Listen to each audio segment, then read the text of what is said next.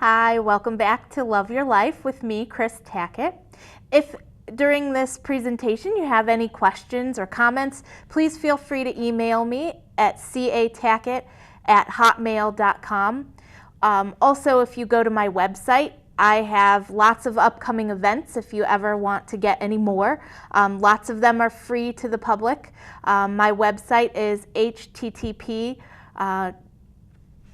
whatever that's called, I don't know, / www.loveyourlifecoachingwithchristackett.com. And there you'll also find my blogs and lots of other fun, interesting facts and information, so be sure to check it out. In light of it being Thanksgiving weekend and we're moving on into the holiday season, today I wanted to talk a little bit about gratitude. One of my most favorite people in the world is Tony Robbins, and he has this quote that I say and use sort of as a mantra every day, and it is, trade your expectations for appreciation and the world changes instantly. And I find that this is very true.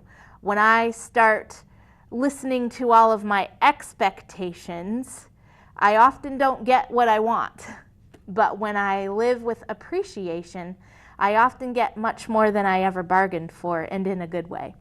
So I wanted to talk first about what's really special about gratitude and why should you practice gratitude? What is gratitude?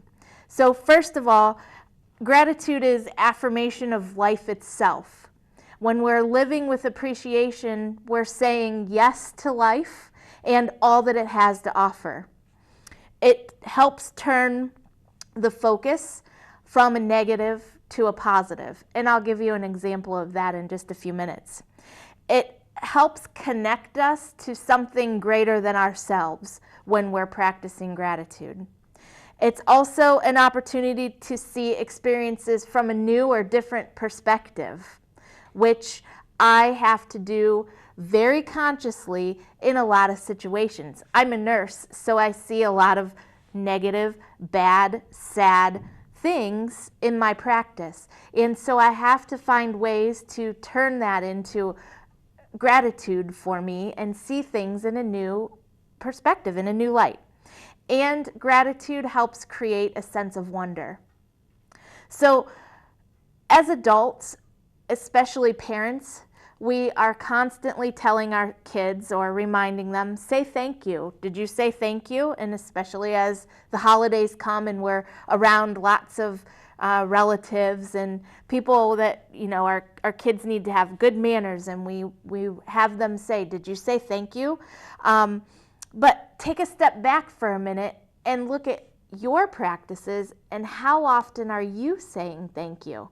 How often are you reminding yourself of all the good things that are happening in your life instead of complaining about or focusing on all the lemons, you know? And right now, this is when other people's behaviors and actions and misactions start affecting us because we focus on them. And so if we start focusing on the pleasant things and the things that we're happy about, those negative things sort of lose their power. So I wanted to share an experience that I had last week with my mom, and it was a humbling experience in gratitude. I have started this journey of sort of estate planning and planning for my will and power of attorney and, you know, all that stuff that nobody really wants to do. It's not really that much fun. And so my lawyer sent me this, you know, 5-page document, half of which I didn't understand. So I was already getting frustrated that I didn't know what I was supposed to put in this document. And then it's asking me really, literally, to look at my life in the face and say, what are you going to do when you die? Well, I didn't really enjoy that process that much. It's kind of scary. It's kind of humbling. And then it's frustrating. And I had to start thinking about the people in my life who I trusted enough with my child and with my estate and those kind of things. And I had this huge list, and you know, aside from my husband and my daughter, who's next on the list? Well, I didn't want to choose those people. You know, I didn't want to have to choose between them. And I was getting more and more frustrated. And so I stopped and I called my mom, who's sort of a gratitude guru. And we hashed it out, and I cried. And my mom said, you know, look, we need to look at this from a whole different perspective, because number one, you're planning so that when and if something happens to you and you're stressed, you don't have to be thinking about this. It'll already be in place. So that's a good thing, you know? Focus on that. What you're doing is a good thing. And then that you have so many people on this list that you can't choose between them, how brilliant is that? That's a good thing, you know? And so she helped me change my perspective about all of this really frustrating stuff. You know, she also said, your lawyer is a friend of the family, so if you really need that much help with this form, you've got a friend who's a lawyer who you can go sit down with, who can help you.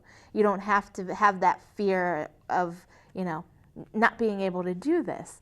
So after talking to my mom and really starting to look at the positive pieces, I started to go at this planning with a thankful heart, that I have friends and family that I trust and love and who care about me, and that I'm of sound mind and body right now to be doing these things. When I started thinking about all those good things, it became a really easy task. So just putting that gratitude on it changed my perspective. Kind of an amazing thing, you know? So every single challenge, encounter, situation, they're all pieces of your life. And if you are deeply grateful for every moment, your life will be so much more fulfilling and enjoyable and maybe even thrilling. And so I have to, because when I talk about this stuff with clients and things, one of the questions that often comes up is, how can I be grateful that my loved one is not going to be at Thanksgiving dinner, that I don't get to spend Christmas with people who have passed away that I love so much? How can I be thankful that I have this horrible illness? How can I be thankful that I have lost my job and have no money and am struggling, right? And so we ask ourselves these questions every day. How can I be thankful for that? Well, the trick is, and the key is, that you find things to be grateful for in spite of your bad situations. And when you can find the things that you're grateful for in spite of bad things, that's when it's easier to deal with, it's easier to cope with, and that's when the magic happens and the answers seem to appear. Okay? Also, for specifically grief, when we're grieving, and that it's such a powerful sadness and depression, and I understand that. But in grief, the thankful piece of being in grief is that you had a tremendous love in your life. And we're thankful for even having had that love in your life can help spin some of that perspective to the positive. When you're in a terrible illness, being thankful for the support of healthcare providers or of family members, or being thankful for the things that you can still do. Those are the things that can get you started on a path to grateful gratitude. If you are thinking about your job loss or having no money, you know, you think about being thankful for having a new path, having an opportunity for a new journey in your life. When you start seeing them as those kind of problems or challenges, it becomes a different way of coping. So It makes these difficult challenges less painful and easier. So we want to find things no matter what, and in spite of our challenges. And there's a quote that's credited to Abe Lincoln. I've never really done my research to find out if it's really Abe Lincoln or not, but it's a good quote nonetheless. And it is, we can complain because the rose bush has thorns, or we can rejoice because the thorn bush has roses. And so you see how when you flip it around, it becomes easier to manage. So why wouldn't we choose to change our perspective? And of course, it takes some work, and it takes actual cognitive effort to think about, how can I look at this with gratitude in my heart rather than anger or frustration. And so before you leave me today to go start a gratitude journal and start listing out all the positive things that you have going on for you, I have lots of gratitude journals, and my journals have morphed into, I write little snippets of situations that happen to me throughout the day, but all the way down to I found a new pen that I love to write with, and I really love the yellow paper that brought some sunshine to this cold, windy day. So I really have been working on gratitude for a long time, that I find happiness and thankfulness in just about every situation. But I also wanted to give you a few helpful hints for the upcoming holidays in dealing with kiddos. Another thing that I work with people on, a lot of parents want some enhanced parenting skills. So we work on new parenting techniques. And one of the complaints that I hear a lot is that their kids they have this feeling of entitlement. And it's really frustrating to a lot of parents that their kids just want and want and want and take and take and take, and never give back, and never say thank you, right? So I wanted to give you a few tips and techniques for working with gratitude during the giving season with your kids. So the first thing is, expect and teach your kids to say thank you. And so gentle reminders to remember to say thank you are helpful, but some other ways to sort of empower them to enjoy saying thank you, because sometimes it's sort of a tedious task, because they have to thank Aunt Joanne for this ugly sweater that they're never really going to wear.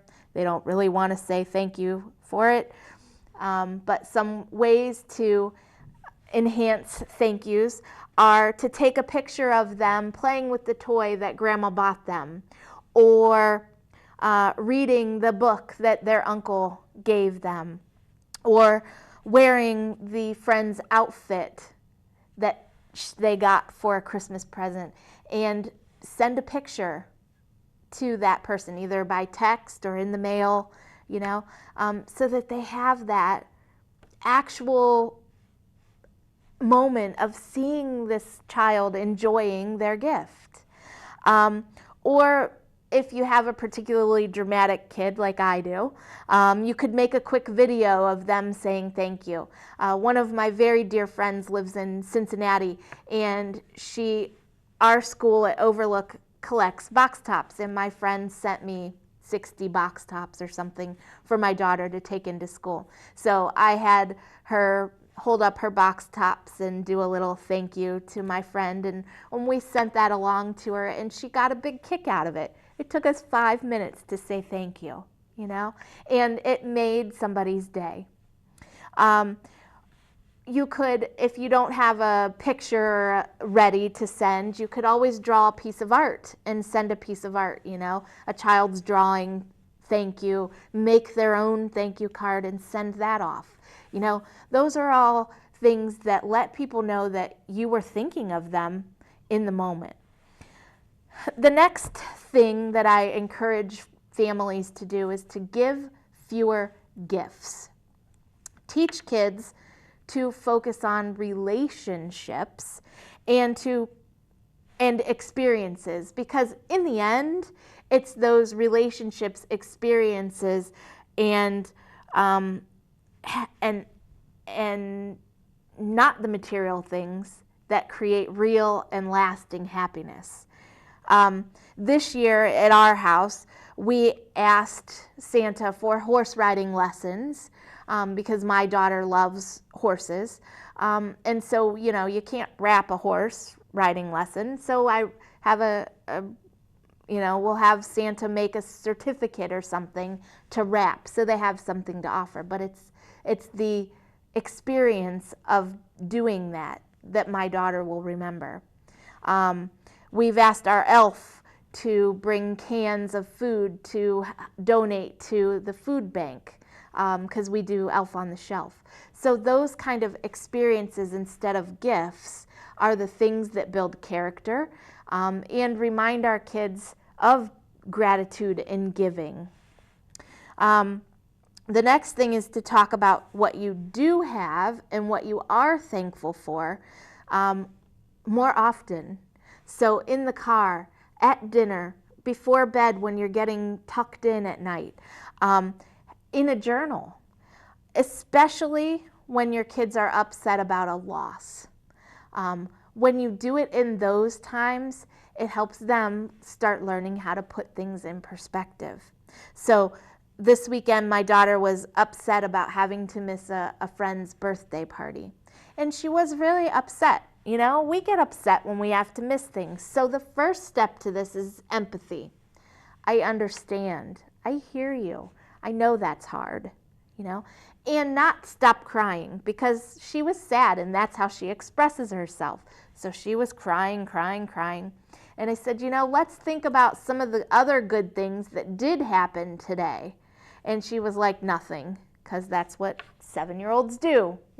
When one thing goes wrong, it's all gone to pot. But I think we do that too sometimes. This whole day was horrible. We take these little moments, really, and we blow them up and let them ruin our whole day.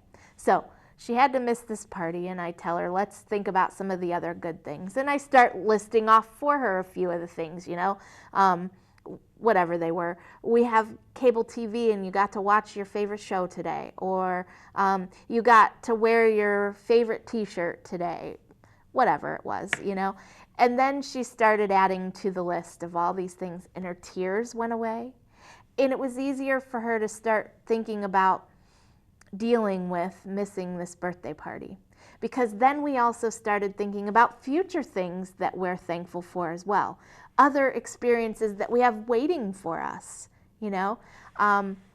So helping her work through that pain helped her have more gratitude for what she does have, And then the last thing to remember to do and to help you learn how to promote gratitude in your kids is to plan for not so random acts of kindness.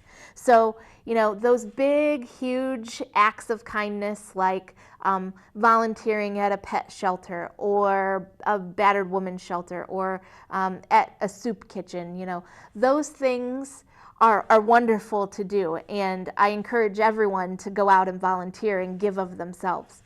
But sometimes those huge acts can feel like really isolated acts of service, like a one-time deal, So I encourage people to do smaller, more frequent acts of service, acts of kindness for other people. So it can be as simple as slipping a sweet note into somebody's jacket pocket, or shoveling the driveway for a neighbor, or going out to get the mail when that's not your usual task, taking out the trash when that's not your usual chore, or just writing a picture for someone, drawing a picture for someone for no reason, sending them just a I'm glad you're my friend note, It can be that simple, holding the door open for someone. When people do those things for me, I feel acknowledged, and it makes me feel good, and it makes me in turn want to do for other people, you know?